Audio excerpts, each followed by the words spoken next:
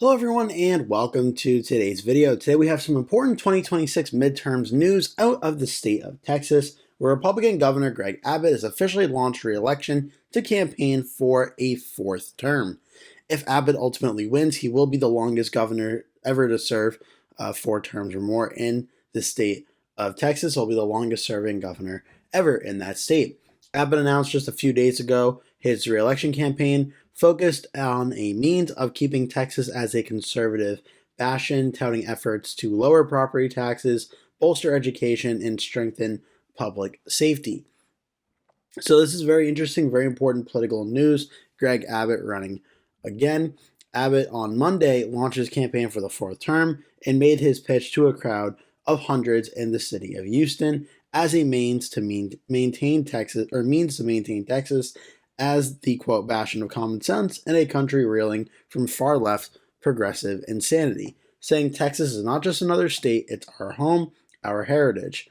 As Texans, we will defend this state with every fiber of our being. We will protect what we build, finish what we started, and lead Texas into its glorious future.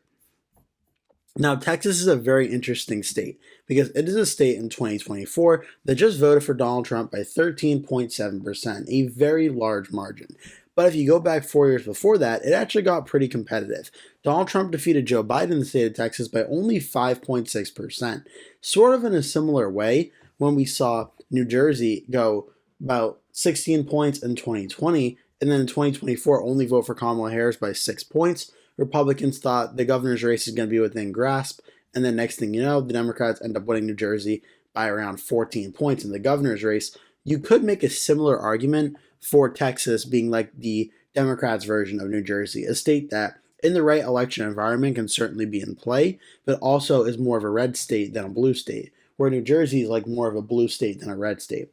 It's not 100% a accurate comparison, but it hits a lot of the same notes and such. But Texas in 2024 reverted back to being the red state that it's been pretty well accustomed to being. Now in 2016, it voted for Donald Trump by 9 points, so it has been under 15% margin of victory in all 3 straight presidential elections from 2016, 20, and 24, making it a likely red state, not a safe red state, on the margin rating of 15 or over, being considered safe. On the governor level, Greg Abbott has won by pretty similar margins. In 2022, he defeated Democrat Beto O'Rourke, who you may remember from the 2018 Senate race against Ted Cruz, where he almost upset Cruz in that race, in that Democratic midterm election environment, winning over O'Rourke by roughly 10.9%, so around an 11-point victory for Greg Abbott in that race. And you can see here, Texas has a ton of counties, but Abbott won a very large number of them and got over 4.4 million votes to Beto O'Rourke's about 3.5 million. So a very big win for Abbott there. Back in 2018, the midterm election environment that's probably going to be most similar to what 2026 is expected to be. Greg Abbott won re-election by 13.3% against Democrat Lupe Valdez, getting 4.6 million votes to Valdez's also around 3.5 million. Very similar election result to ultimately how he won in 2022. Now, if you want to go back to 2014 as well, where I believe he won for the first time, winning by 20.4%, though it's important to note that 2014 was the second term of Obama in his midterm election, where the Republicans did very well. You can see all the red on this map. Republican governors in New Mexico, in Nevada, in Illinois, Maryland, Massachusetts, Maine, Michigan. Like, we're not going to see something like this probably for a pretty decently while now, but Abbott did win by 28.4% back in 2014. The most relevant one is probably the number from 2018, where he won by 13.3%. That's probably the best indicator, as based on how the 2025 elections went and how the polling's currently going, I expect we're going to be in for more of a very strong midterm election night like 2018 was for 2026, in which Abbott still held on and won by double digits. Now, Texas has had some close races on the Senate level. Most of them have been particularly including Ted Cruz. Cruz defeated Democrat Colin Allred by 8.5% in 2024, so likely Republican, but under 10 points, certainly pretty competitive. In 2020, the Republican John Cornyn defeated his Democratic opponent MJ Hagar by 9.6%, so also a likely Republican win and under 10 points. That was on the same ballot when Trump was only winning the state by about 5. Now, the worrying sign for the Republicans the most in Texas came in 2018, where Ted Cruz only defeated Beto O'Rourke by 2.6%. This is when Beto O'Rourke was a massive rising star in the Democratic Party. He was raising a large amount of money and was catching Ted Cruz and many Texas Republicans essentially asleep at the wheel here and almost winning this race, nearly pulling off an upset. This is something Democrats are trying to replicate for 2026, especially in the Senate, but also in the governor level. Now, the only difference is Texas since 2018 and 2020 seem to really have only gotten redder. So I don't know if this is going to be in the cards for the Democrats in 2026. But if it's a big enough election wave environment, then maybe perhaps this could be something that at very least is possible. Now, back to 2026 and how the race is currently going. Greg Abbott is running again, obviously, and he is running against two other Republicans, Pete Chambers and Mark Goldbley, but as the incumbent governor with pretty high approval ratings in the Republican Party, he should have no problem winning that and becoming the Republican nominee for governor yet again. On the Democratic side of things, there are 3 Democrats declared. The leading candidate right now is Gina Hinojosa. She's a state representative from the 49th District and already has the endorsement of several notable Democrats, including several U.S. Senate candidates in Texas and one very outspoken U.S. representative who could potentially be a Senate candidate as well.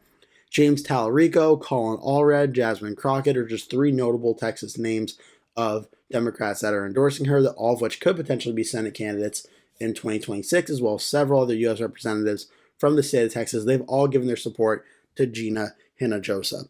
The only way this race could be shaken up at this point in time would be if Democrat Beto O'Rourke decides to enter this race. Now, at this current point in time, O'Rourke has not declared a run for Senate or governor in 2026. But if he does decide to run for governor, that may shake up the primary, at very least a little bit. But for now, Gina Hinojosa seems to be the likely Democratic nominee for this race. Overall, though, it doesn't change too much for the general election. All 3 notable political prediction websites, Cook Politico, Inside Elections, and Salvador Crystal Ball, all have the race listed as solid or safe for the Republicans. The only poll came back from Texas Public Opinion Research, where it was a generic Republican versus generic Democrat, with the Republicans leading by 6. So not really a ton or any polling really to go off of, but Greg Abbott holds pretty decent approval ratings, and based on his election history track record, probably going to go into this election as the pretty strong favorite to win this race. The question is going to be overall, how do the Republicans fare in Texas in 2026? As I mentioned, there is going to be the Senate race that John Cornyn currently holds. That is going to be up. There has been some concern that if Ken Paxton becomes the Republican nominee, that the Democratic candidate in that race may do better than a typical Democratic candidate usually would, and that could potentially drive out a lot of voters to get out and vote for the Democrat and vote against Ken Paxton, which may in turn hurt the Republicans in other races on election night, like potentially the governor's race or like maybe the House races. So that is a legitimate concern. But again, given how Texas has trended the past few years, where it's been close at times, it's been a blowout at times, but it's been pretty consistent in between 5 and 15%. And I think as we talk about 2026, I think we're in for a pretty similar scenario, where there are a handful of governor's races that I think are going to be very close, like under 5 points. Texas, I don't think is in that category. I think Texas right now starts out as likely for the Republicans, which is in between a 5 and 15% margin of victory. I think probably right around the middle of 10 to 10.5% is where we're going to find Greg Abbott this time. Running for a 4th term certainly is pretty much unprecedented, never happened before in Texas. Governors serving 4-year terms that long, we also really don't hear about that too often. So it's certainly a little bit of history being broken with Greg Abbott there. So maybe there's the chance of the election margin of victory being a little bit smaller. But overall, Texas is still a pretty red state, especially at the state governor level. And I think we're going to see Greg Abbott go on and win by around a 10-point margin. Though, if Beto O'Rourke decides not to run and endorses Gina, I want to make sure I get her name right as well, Gina Hinojosa as well, it could potentially be something the Democrats essentially have a unified primary against Greg Abbott, which may give them more time to campaign in a general election, which maybe, depending on the election environment, could lead to a pretty I would say unified Democratic Party that can really get out the vote and get out a lot of independent voters to vote Democrat this time as well. So that could something be a factor to watch. But overall, I think Greg Abbott is going to win this race by around 10 points, about a year away from Election Day. But I hope you enjoyed this video. Make sure to like and subscribe if you did. Leave a comment below. Tell me your thoughts on this race. What do you think about Greg Abbott running again? Do you think Greg Abbott's going to win? If you do, by how much? Do you think Gina Hinojosa is going to pull off the upset? Let me know all down in the comment section below. Thank you so much for watching. Again, please remember to hit like and subscribe, and hope to see you in a future video.